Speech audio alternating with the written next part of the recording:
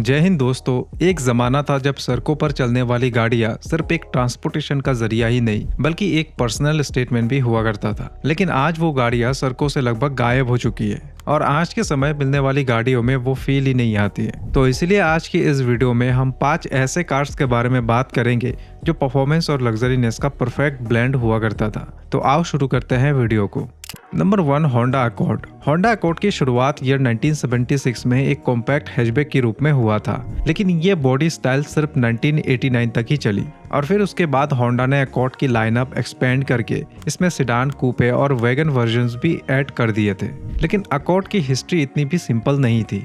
Actually में accord को बनाने की प्लानिंग हुआ था होंडा सिविक की कामयाबी के बाद। होंडा का प्लान था एक 2000 सीसी इनलाइन 6 सिलेंडर वाली लग्जरी सिडान बनाना और इसी वजह से होंडा ने इस प्रोजेक्ट को नाम दिया था प्रोजेक्ट 653। लेकिन डेवलपमेंट कॉस्ट को मैनेज और सिविक की टेक्नोलॉजी को यूज करने की वजह से होंडा ने अपनी अप्रोच को बदलकर एक प्रीमियम सिडान बनाने में रख दिया और प्रोजेक्ट की नेम भी उन्होंने चेंज करके रख दिया 671। उसके बाद 1973 की सितंबर से नवंबर के बीच होंडा ने अकॉर्ड की बॉडी डिजाइन को फाइनलाइज कर दिया, जो दिखने में वॉक्सवैगन स्कीरोको जैसा था और इसी वजह से लोगों ने काफी मजाक भी उड़ाया था होंडा का। बट असल में अकॉर्ड का डिजाइन स्कीरोको से पहले ही बनकर फाइनलाइज्ड हो गया था। इवन जर्मन मैन्युफैक्चरर ओपल ने होंडा पे केस भी किया था ये क्लेम करते हुए कि अकॉर्ड की नेम उनकी रिकॉर्ड कार से मिलती जुलती है, लेकिन होंडा ये केस भी जीत गया और उसके बाद फाइनली अकॉर्ड को होंडा ने 7 मई 1976 को लॉन्च कर दिया एक 3 डोर हैचबैक रूप में। उस समय इसमें सिविक का ही 1.2 लीटर और 1.5 लीटर इंजन का लॉन्ग स्ट्रोक वर्जन यूज किया गया था और इसमें होंडा CBCC टेक्नोलॉजी को इस्तेमाल किया गया था जापानीज एमिशन नॉर्म्स को कंट्रोल करने के लिए। लेकिन इंडिया में अकॉर्ड की एंट्री हुई इसके 6th जनरेशन के साथ। होंडा ने जुलाई 2001 में अकॉर्ड को इंडिया में लॉन्च किया था 15.75 लाख से 16.55 लाख रुपीस एक शोरूम प्राइस पर, जो आज के समय लगभग 46 से 47 लाख के आसपास होती है। बट फिर भी उस समय होंडा ने 2 महीने के अंदर अंदर इसके टोटल 600 यूनिट्स इंडिया में सोल्ड कर दिए थे। अकॉर्ड को इंडिया में होंडा ने एक 2.3 litre naturally aspirated VTEC petrol engine option में लॉन्च किया था। एंड पावर आउटपुट की बात करें तो इसमें 150 bhp at the rate of 5700 RPM and 204 newton metre of torque at the rate of 4700 RPM पर जनरेट होता था। और होंडा की ये F23A इंजन रिलायबिलिटी और परफॉर्मेंस के लिए वर्ल्ड वाइड बहुत ज्यादा फेमस था। फिर उसके बाद होंडा ने 2004 में अकॉर्ड की 7th जनरेशन को इंडिया में लॉन्च किया एज ए 2nd जनरेशन, जो एशिया और नॉर्थ अमेरिका के लिए स्पेसिफिकली बनाई गई थी। अकॉर्ड की 2nd जनरेशन में एक 2.4 litre IB-TEC naturally aspirated petrol engine मिलता था, जो 142 bhp की power at the rate of 5500 RPM and 200 newton metre of torque at the rate of 4500 RPM पर जनरेट करता था। लेकिन इस बार अकॉर्ड की टॉप मॉडल में होंडा ने एक न्यू 3.0 लीटर V6 इंजन दिया था, जो 221 bhp की पावर और 287 न्यूटन मीटर की टॉर्क प्रोड्यूस करता था। और इसी के साथ accord 5 speed automatic gear box with pedal shifter के साथ आती थी, जो और कोई भी ब्रांड ऑफर नहीं करता था उस समय। होंडा अकॉर्ड उस समय एक प्रॉपर डी सेगमेंट सेडान थी और इसी वजह से इसके इंटीरियर्स भी बहुत ज्यादा प्रीमियम थे।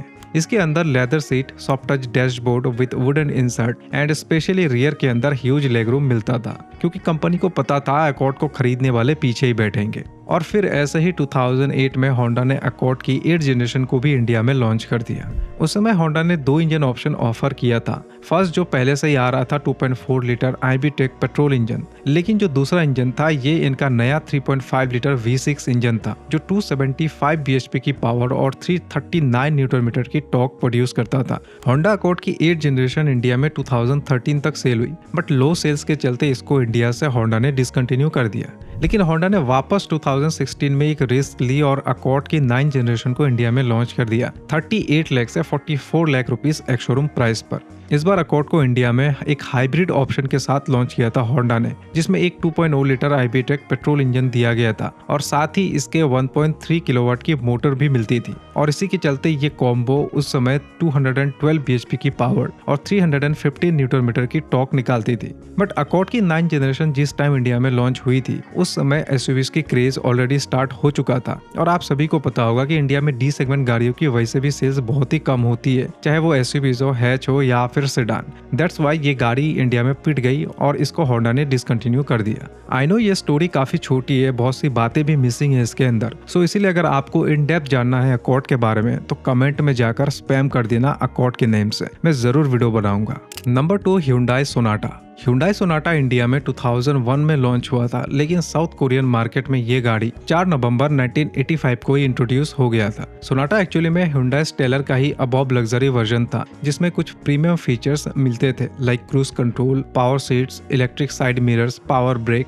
Chrome bumper trims etcetera. उस वक्त सोनाटा के अंदर Hyundai ने मित्सुबिशी काई Saturn 1.6 litre, 1.8 litre and 2.0 litre inline 4 cylinder petrol engine का इस्तेमाल किया करता था। असल में Hyundai ने सोनाटा को डेवू रॉयल सीरीज को टक्कर देने के लिए बनाया था और इसी वजह से इस गाड़ी को वो डोमेस्टिक मार्केट में एक एग्जीक्यूटिव सिडान के रूप में प्रमोट कर रहे थे।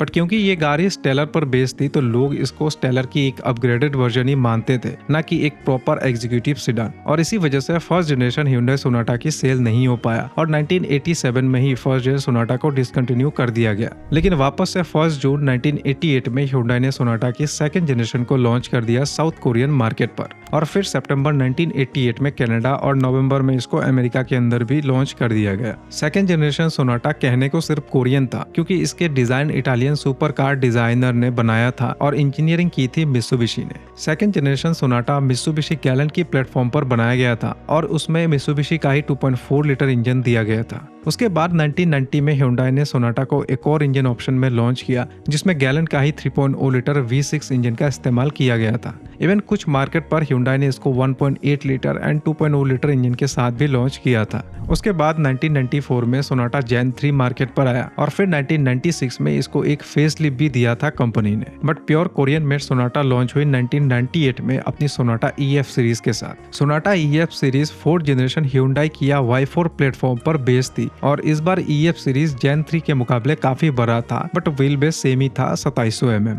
Hyundai ने सोनाटा EF सीरीज को 2 इंजन ऑप्शन में लॉन्च किया था, एक 2.0 लीटर इंजन जो 136 bhp और दूसरा 2.5 लीटर V6 इंजन जो 168 bhp की पावर निकालता था। फिर 2001 में Hyundai ने सोनाटा EF सीरीज को एक फेसलिफ्ट दिया और नाम रखा सोनाटा EF B सीरीज। इस फेसलिफ्ट में hood, bonnet, grill, headlights, tail lights और रियर लाइसेंस प्लेट लोकेशन को चेंज कर दिया गया, जिससे ये गाड़ी अब second generation Mercedes Benz C class जैसा दिखता था। वैसे तो ये एक्चुअली में अकॉर्ड का ही कंपटीटर था, बट Hyundai ने सीधा सीधा मर्सिडीज C क्लास को ही टारगेट बना लिया था। और फिर उसके बाद फाइनली Hyundai ने सोनाटा EF B सीरीज को इंडिया में लॉन्च कर दिया 2001 में। उस समय Hyundai ने सोनाटा को 2 इंजन ऑप्शन में लॉन्च किया था। बेस मॉडल ने Hyundai 2.0 लीटर इंजन ऑफर करता था जो 135 bhp और 163 न्यूटन मीटर की टॉर्क निकालता था, और टॉप मॉडल में Hyundai ने दिया था इसका अपना massive 2.7 litre delta V6 engine जो 166 bhp और 226 न्यूटन मीटर की टॉर्क निकालती थी।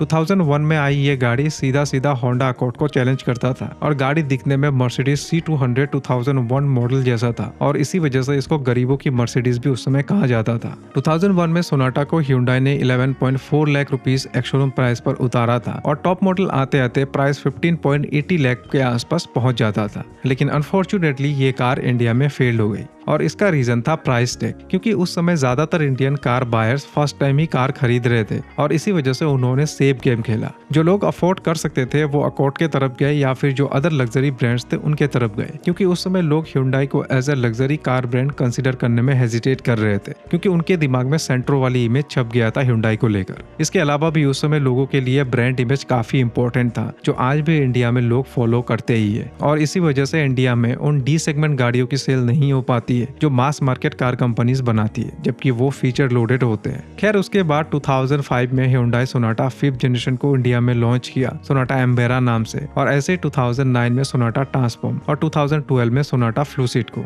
लेकिन प्राइस टैग और ब्रांड इमेज ये 2 मेन रीजंस थे जिसके चलते ये गाड़ी बेस्ट प्रोडक्ट होते हुए भी इंडियन मार्केट पर अंडररेटेड बनकर ही रह गई। खैर अगर आपको इसके ऊपर डेडिकेटेड वीडियो चाहिए तो कमेंट में स्पैम कर देना सोनाटा लिखकर, मैं जरूर इन डेप्थ वीडियो इस पर लेके आऊंगा।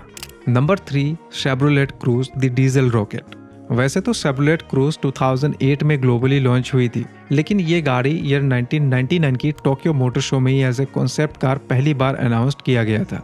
उस समय ये गाड़ी सुजुकी की सब कॉम्पैक्ट हैच इग्निस पर बेस्ड था। और फिर एक साल बाद जनरल मोटर्स ने अक्टूबर 2001 में प्रोडक्शन वर्जन शेवरोलेट क्रूज को रिवील कर दिया। क्रूज उस समय 1.2 लीटर एंड 1.5 लीटर दो इंजन ऑप्शन के साथ आया करता था, जिसमें 5 स्पीड मैनुअल ट्रांसमिशन और 4 स्पीड ऑटोमेटिक ट्रांसमिशन की ऑप्शन भी मिलते थे। लेकिन उस वक्त क्रूज दिखने में एक काइंड ऑफ हैच और एसयूवी की कॉम्बो जैसा था। लेकिन 2008 में जनरल मोटर्स ने क्रूज को एज ए कॉम्पैक्ट सीडान के रूप में ग्लोबली लॉन्च कर दिया। क्रूज को जनरल मोटर्स के डेल्टा 2 प्लेटफॉर्म पर बनाया गया था, लेकिन इस गाड़ी की डिजाइन और इंजीनियरिंग को साउथ कोरिया की डेबू और जर्मनी की ओपल डिवीजन ने डेवलप किया था। इस डेवलपमेंट प्रोजेक्ट में जनरल मोटर्स को टोटल $4 मिलियन की खर्चा आया था और इसे कंप्लीट करने में टोटल 27 महीने लगे थे।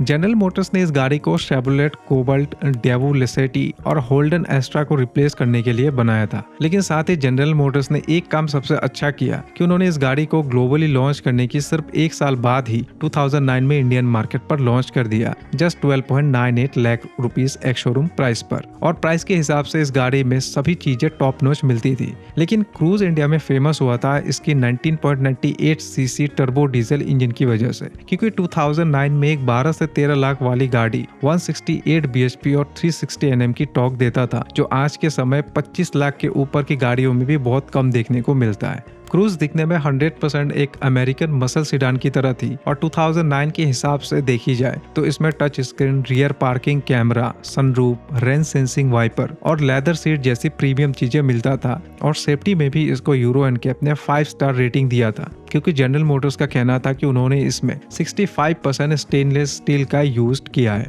ये गाड़ी लॉन्च होने के बाद इंडिया में पहले तो बहुत अच्छी खासी नंबर्स में सोल्ड हुई और जनरल मोटर्स ने खुद ये रजिस्टर भी किया था कि उनको क्रूज की लॉन्च के बाद 49% की सेल्स ग्रोथ देखने को मिला है। बट धीरे धीरे क्रूज की सेल घटने लगी, क्योंकि लोग इसके माइलेज, इलेक्ट्रॉनिक्स डिफेक्ट्स और कॉस्टली सर्विसिंग की वजह से बहुत ज्यादा परेशान हो रहे थे। और तो और क्रूज 2009 में जैसी दिखती थी, 2016 आते आते भी इसकी लुक ऐसे ही थे इसके अंतिम समय तक, जबकि कंपटीशन में बेटर वैल्यू फॉर मनी और बेटर प्रैक्टिकल गाड़ियां आने लग गया था, जिन्हें पालना आसान था एज कम्पेयर टू क्रूज। और इसी वजह से लोग शेवरोलेट को इग्नोर करते गए और जो अदर ब्रांड थे उन पर शिफ्ट होते गए। और फिर फाइनली लो सेल्स की वजह से शेवरोलेट को क्रूज के साथ अपनी बाकी गाड़ियों को लेकर इंडिया छोड़ना पड़ा। Number 4, Ford icon. देखो, अब तक हमने जिन कार्स के बारे में बात की है वो रईस लोग लेते थे पीछे बैठ के चलाने के लिए, लेकिन फोर्ड आइकन वो गाड़ी था जिसे हम जैसे लोग लेते थे चलाने के लिए। आइकन को फोर्ड मोटर्स ने स्पेशली उस टाइम इंडियंस की नीड्स को ध्यान में रखकर बनाया था। आइकन एक सब कॉम्पैक्ट लग्जरी फीचर के साथ आने वाली सिडान कार थी और इसको कंपनी ने जोश मशीन की टैगलाइन से मार्केटिंग किया था। Icon actually globally sold model 4th generation fiesta पर बेस्ड थी, जिसे 1999 में पहली बार इंडिया में लॉन्च किया गया था और इसने फोर्ड एस्कॉर्ट को रिप्लेस किया था, क्योंकि फोर्ड एस्कॉर्ट इंडिया में फ्लॉप हो गई थी। 1999 की मार्केट ट्रेंड के हिसाब से ये गाड़ी बहुत ही पावरफुल और एक वेल बैलेंस्ड प्रोडक्ट था। उस समय इसमें 2 इंजन ऑप्शन मिलते थे, 1.3 litre petrol with 69 bhp and 1.8 litre diesel with 75 bhp। और इसी के साथ इसमें power steering, power Windows, air conditioner, anti theft alarm, child safety locks, central locking, power door, day and night rear view mirror जैसे काफी सारे features भी दिए गए थे। इस गाड़ी को फोर्ड ने होंडा सिटी, मारुति स्टीम जैसे कार्स को टक्कर देने के लिए बनाया था। आइकन की प्रोडक्शन फोर्ड ने चेन्नई के प्लांट में ही स्टार्ट किया था और वहीं से इस गाड़ी को चाइना और साउथ अमेरिका की मार्केट में भी एक्सपोर्ट किया जा रहा था। लेकिन इस गाड़ी की लेजेंडरी 1.6 लीटर पेट्रोल इंजन आया 2002 में स्पोर्ट्स वेरिएंट के साथ। ये इंजन उस समय 91 bhp और 130 न्यूटन मीटर की टॉर्क डिलीवर करता था और इसमें 5 स्पीड मैनुअल ट्रांसमिशन मिलते थे। ये 1.6 लीटर वाली इंजन इसके टैगलाइन दी जोश मशीन के साथ परफेक्टली उस समय ब्लेंड होता था। फिर उसके बाद 2003 में फोर्ड ने आइकन की NXT सीरीज को लेकर आया और ऐसे ही 2008 में इसको एक फेस लिफ्ट भी दे दिया गया। लेकिन 2010 के बाद इंडियन कार मार्केट की डायनामिक्स भी रैपिडली चेंज होने लगा था, क्योंकि रईस लोग अब धीरे धीरे एसयूवीज पर ज्यादा शिफ्ट होने लगे थे और मिडिल क्लास गुड एफिशिएंसी वाली कार्स पर। और तो और उस समय फोर्ड की सर्विस सेंटर लिमिटेड थी, उनके स्पेयर पार्ट्स काफी महंगे थे in compare to other brands, जिससे लोगों को प्रॉब्लम होता था इसके सर्विसिंग में और इसी वजह से लोग दूसरे ब्रांड्स पर शिफ्ट होने लगे थे। और फिर इसी वजह से 2011 में फोर्ड ने इसको फिएस्टा से रिप्लेस कर दिया। खैर जो भी हो, आइकन की फैन बेस आज भी बिलोंग करती है इंडिया में और ये चीज आपको सोशल मीडिया प्लेटफॉर्म पर अच्छे से देखने को मिलेंगे। अगर आपने कभी आइकन को ओन किया है या फिर आपके पास आइकन है तो इसका ड्राइविंग डायनामिक्स हमें कमेंट में जरूर शेयर करना। Number 5, Suzuki Gypsy. हाँ, अभी आप लोग ये जरूर सोचेंगे कि अरे भाई ये कौन सी लाइन पे आ गए आप। वेल देखो, किसी भी गाड़ी को पावर और उसके फीचर्स की वजह से एंथुसियास्टिक टैग नहीं दी जा सकती है, बल्कि ये डिपेंड करती है उस गाड़ी की परफॉर्मेंस पर। और मारुति सुजुकी जिप्सी इस टैग की 100% हकदार है, क्योंकि जिप्सी आज भी मनाली की पहाड़ों से लेकर नॉर्थ ईस्ट की कीचड़ से भरी सड़कों पर चलते हुए दिख जाएंगे, भले ही वो कम नंबर्स में दिखे। वेल देखो, जिप्सी की कहानी शुरू हुई थी आज से 40 साल पहले 1985 में। इस गाड़ी को उस समय एक 970 सीसी की 2 वेल्व कार्बोरेटेड इंजन के साथ उतारा था मारुति सुजुकी ने, जो उस समय 45 bhp की पावर प्रोड्यूस करता था विद 4 स्पीड मैनुअल ट्रांसमिशन। उस समय ये गाड़ी सिर्फ सॉफ्ट टॉप वर्जन में अवेलेबल थी और इसने प्रीमियर पद्मिनी को इंडियन रैली रेसिंग में रिप्लेस कर दिया था अपनी ट्यूनेबिलिटी, रिलायबिलिटी और गो टू एनीवेयर कैपेबिलिटी के चलते। जिप्सी की इन कारनामों के पीछे सबसे बड़ा हाथ था इसका 4 व्हील ड्राइव सिस्टम का। इसमें आइजिन द्वारा बनाया गया एक फ्री व्हील मैकेनिज्म था, जो 4 व्हील ड्राइव सिस्टम यूज ना होने पर फ्रंट एक्सेल को हब से अनलॉक कर देता था, जिससे रोलिंग रेजिस्टेंस कम होता था और गाड़ी की फ्यूल एफिशिएंसी भी बढ़ जाती थी। लेकिन जिप्सी के ओनर्स इस फीचर्स के बारे में जानते ही नहीं थे और हमेशा इसकी पोर फ्यूल एफिशिएंसी के लिए कंप्लेन करते रहते थे। और साथ ही लोग सबसे ज्यादा नाखुश थे इसकी राइड क्वालिटी की वजह से, क्योंकि इसके अंदर सिर्फ लीफ स्प्रिंग मिलते थे, जो कंफर्ट के लिए नहीं बल्कि ड्यूरेबिलिटी के लिए ही इस्तेमाल होती है। खैर, उसके बाद जुलाई 1993 में मारुति सुजुकी ने वाइट ट्रैक जिप्सी को इंट्रोड्यूस किया,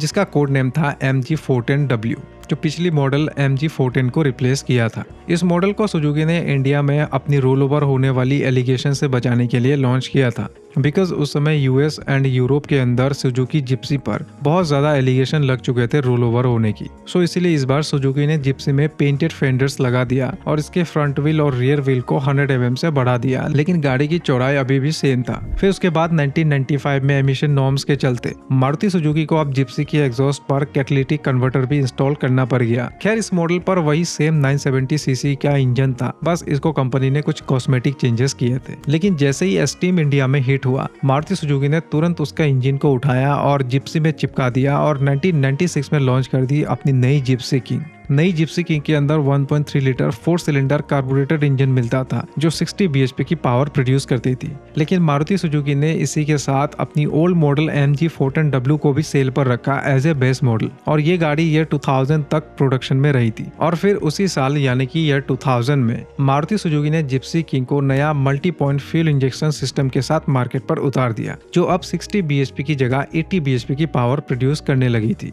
जिप्सी इंडिया में मेनली 3 वेरिएंट्स में अवेलेबल था, सॉफ्ट टॉप, हार्ड टॉप और एम्बुलेंस। और इंडिया में जिप्सी को पुलिस और आर्मी द्वारा एक्सटेंसिवली यूज्ड किया जाता था। इवन इसका MG410W वाली मॉडल इंडियन आर्मी की मेन स्ट्रीम बन गया था और आर्मी ने टोटल 30,000 जिप्सी की ऑर्डर दे रखे थे मारुति सुजुकी को। और आज भी ये गाड़ी आपको पहाड़ पर चलती हुई दिख जाएगी, क्योंकि ये गाड़ी अपनी हल्की वेट के चलते ब्लैक आइस से लेकर पानी और रेगिस्तान से लेकर कीचड़ भरी सड़कों पर आसानी से चल सकती है। बट अनफॉर्चुनेटली एमिशन नॉर्म्स के चलते जिप्सी 2019 में ही रिटायर हो चुकी है और आपको ज्यादातर मार्केट में सेकेंड हैंड जिप्सी ही देखने को मिलेंगे, जो या तो 1-2 साल में एक्सपायर होने वाले या फिर वो एक्सपायर हो चुके हैं। खैर, सुजुकी ने इंडियंस की एकदम से हार्ट ब्रोक नहीं की है। जिप्सी की 4th जनरेशन जिम्नी को उन्होंने अवेलेबल कर दिया इंडिया में, जो है तो बहुत ही practical car, but most of the Indians उसको अच्छी तरीके से समझ नहीं पाया है। वेल दोस्तों, यही था आज का वीडियो। मिलते हैं अगली वीडियो में।